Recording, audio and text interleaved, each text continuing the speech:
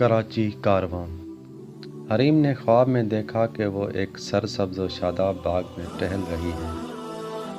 باغ میں ہر طرف رنگ برنگے پھول اور بہت لذیذ پھل ہیں۔ ایک دم سے شدید آندھی آ جاتی ہے اور بجلیاں کڑکنے لگتی ہیں اور آسمان پر کالے بادل چھا جاتے ہیں۔ ہر طرف اندھیرا ہی اندھیرا پھیل جاتا ہے۔ اس صورتحال سے گھبرا کر حریم آگے بھاگتی چلی جاتی ہے۔ بھاگتے بھاگتے تھوڑی سی دوری پر اسے ایک کھنڈر نظر آتا ہے جس میں سے دور تھے ہی ورانی جاگ رہی ہوتی ہے۔ حریم ایسی شکستہ عمارت دیکھ کر ایک بار تو گھبرا جاتی ہے، لیکن پھر سوچتی ہے کہ اس سرسبز شاداب باغ کے پاس ایسا کھنڈر کس کا ہو سکتا ہے۔ وہ حوصلہ کر کے گھر میں داخل ہو جاتی ہے۔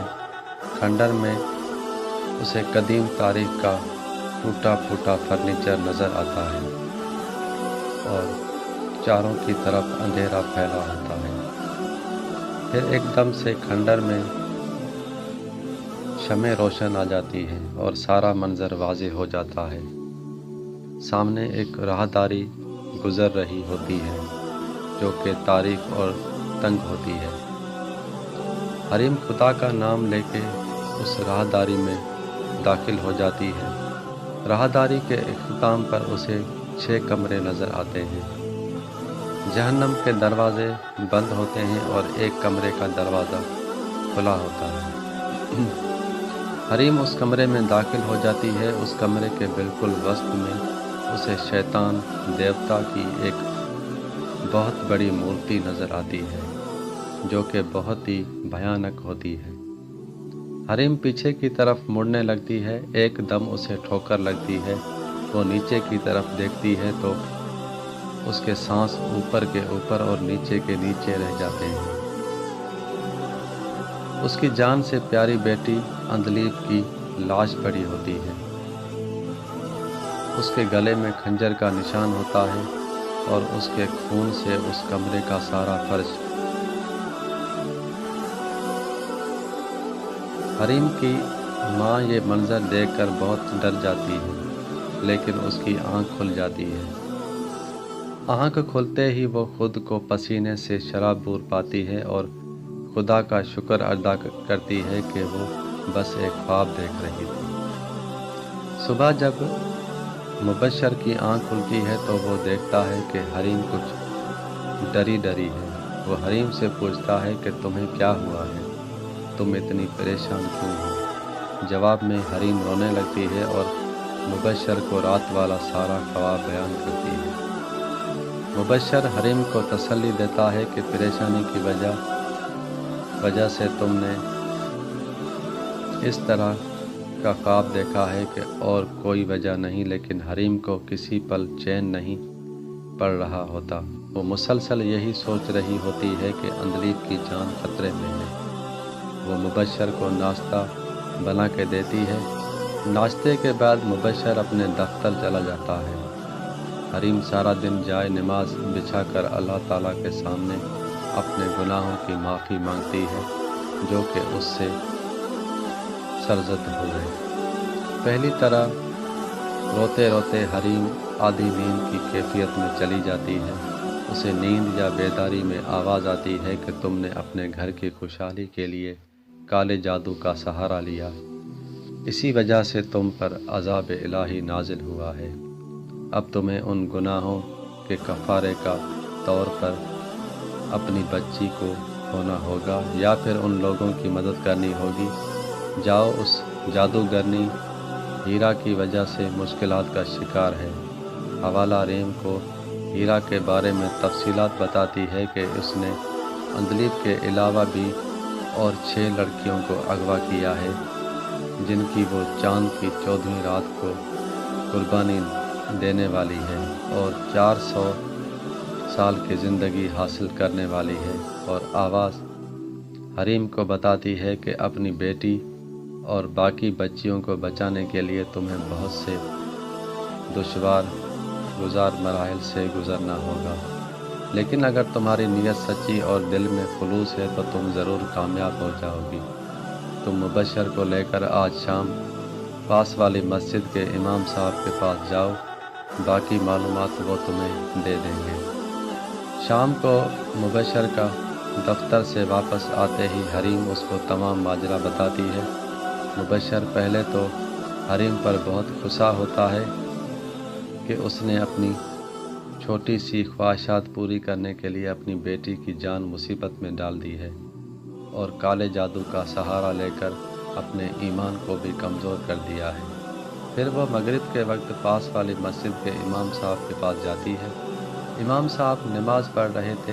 آسیہ، حریم اور مبشر انتظار کرتے ہیں۔ نماز سے فارغ ہونے کے بعد امام صاحب دعا مانگ رہے ہوتے ہیں کہ یا اللہ، لوگوں کو کالے علم کے شرک سے محفوظ رکھ۔ امام صاحب کے منہ سے یہ بات سن کر حریم اور مبشر حیران ہو جاتے ہیں، اور ان کو یقین ہو جاتا ہے کہ امام صاحب ان کی مشکلات حل کر دیں گے۔ دعا کے فراغت پا کر امام صاحب ان دونوں کی طرف متوجہ ہوئے اور انہیں کہا کہ میں جانتا ہوں تو تم کس مسئلے کے حل کے لیے میرے پاس آئے ہو، لیکن تمہارا مسئلہ بہت پیچیدہ ہے۔ ہیرا شیطان کی بہت بڑی پجاری ہے، اس کے قبضے میں بہت بڑی بڑی شیطانی شکتیاں ہیں، اور ویسے بھی اس وقت وہ شیطان کے حصار میں محفوظ چاند کے جوبن کا انتظار کر رہی ہیں۔ جب وہ شیطان دیوتا کے حضور 7 لڑکیوں کی بلی دے کر لمبی زندگی حاصل کرے گی۔ حریم امام صاحب کے سامنے رونا شروع کر دیتی ہے اور کہتی ہے کہ میں آپ کسی بھی حال میں اپنی بیٹی کو بچانا چاہتی ہوں، باقی 6 بچیوں کی جان بھی بچانا چاہتی ہوں، نہ جانے ان کے والدین کا کیا حال ہو رہا ہوگا۔ امام صاحب کا دل حریم کی آہوزاری سن کر پگھل جاتا ہے، اور وہ حریم کو تسلی دیتے ہیں کہ بیٹا، تم فکر نہ کرو، اگر تم اللہ تعالیٰ سے سچے دل سے معافی مانگی ہے تو وہ تمہاری دعا ضرور قبول کرے گا اور تمہاری بیٹی اور باقی لڑکیوں کی رہائی کے اسباب پیدا کرے گا۔ سب سے پہلے تمہیں ہری اور باقی لڑکیوں کو اس جادوگرنی کے قید سے آزادی دلانی ہے، اور ہیرا جادوگرنی کے پیروں کو ہی مارنا ہے۔ اس کے بعد تمہیں ہیرا مائی کے خاتمے کا سوچنا ہے۔ ادھر وہ 7 لڑکیاں بشمول اندلیب، شدید، عاجیت اور رکب میں دن رات گزار رہی ہوتی ہیں۔ وہ لوہے کی سلاخوں کے بنے ہوئے چھوٹے چھوٹے قید خانوں میں مقید ہوتے ہیں۔ ہیرا مائی کے نوکر ان کو دن میں صرف 1 بار کھانا اور پانی فراہم کرتے ہیں، اور ہیرا کے جادوئی بیر ان کی نگرانی کر رہے ہوتے ہیں۔ جو کھانا اور پانی ان کو فراہم کیا جاتا ہے وہ اس قدر غلیظ ہوتا ہے کہ ان میں سے کوئی بھی وہ پانی نہیں پیتی اور نہ ہی کھانا کھاتی ہے۔ ایسے ہی 3-4 دن بیت جاتے ہیں اور بھوک پیاس سے ان لڑکیوں کا برا حال ہو جاتا ہے۔ وہ اللہ تعالیٰ سے رو رو کر دعا کرتی ہیں کہ وہ شیطان کے شر سے انہیں جلدی نجات دلائے۔ ادھر اندلی بھوک کی شدت اور شدید پیاس کی وجہ سے بے ہوش ہو جاتی ہیں، اور بے ہوشی میں اسے عالم میں خواب میں بشارت دی جاتی ہے کہ اس کی ماں کو اس کے حالات کی خبر ہو چکی ہے۔ وہ عنقریب اسے اس جادوگرنی کی قید سے رہائی دلانے والے ہیں۔ جب باقی لڑکیوں نے حریم کی اصل حالت کو دیکھا تو ہیرا کے نوکر کی لائی ہوئی پانی کے کچھ چھینٹیں اندلیب کے منہ پر ماری تو اندلیب کسمسا کر اٹھ پڑی۔ اندلیب نے جب باقی لڑکیوں کو اپنی عالم بے ہوشی کا ماجرا بیان کیا تو کسی لڑکی کو اس کی بات پر یقین نہیں آیا، کیونکہ وہ جانتی تھیں کہ اندلیب کی حالت بہت نازک ہے اور وہ قیدیوں کی بھوکی پیاس ہے۔ لیکن وہ لڑکیاں یہ نہیں جانتی تھیں کہ ان کو اس بات پر مکمل ایمان نہیں تھا کہ اللہ تعالیٰ کی ذات جب چاہتی ہے وسائل کے ذریعے مدد فرماتی ہے، اور وہ جب چاہتا ہے بنا کسی وسیلے کے معجزات رونما کرتا ہے۔ وہ لڑکی نہیں جانتی تھی کہ ان کی مصیبتوں کا وقت ختم ہونے والا ہے۔